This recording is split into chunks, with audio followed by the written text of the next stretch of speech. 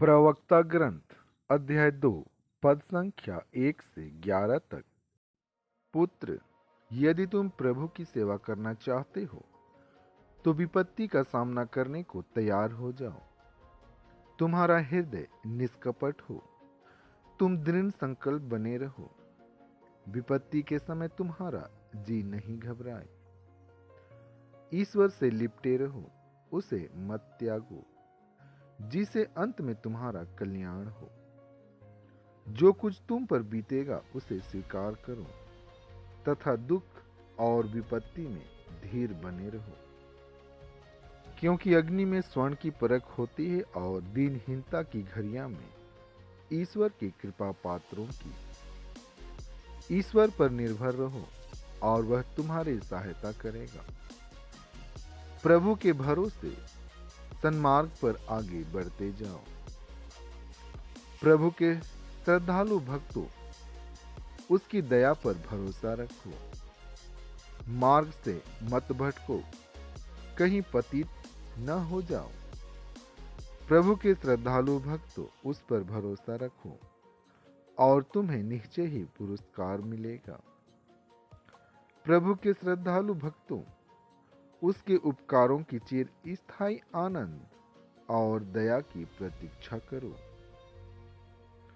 प्रभु के श्रद्धालु भक्तों, उससे प्रेम रखो और तुम्हारे हृदय में प्रकाश का उदय होगा।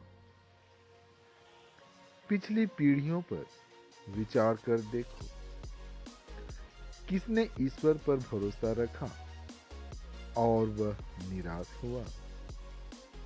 संत मार्कुस आज का पवित्र सुसमाचार अध्याय 9 पद संख्या 30 से 37 तक।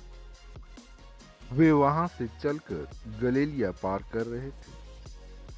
ईसा नहीं चाहते थे कि किसी को इसका पता चले, क्योंकि वे अपने शिष्यों को शिक्षा दे रहे थे।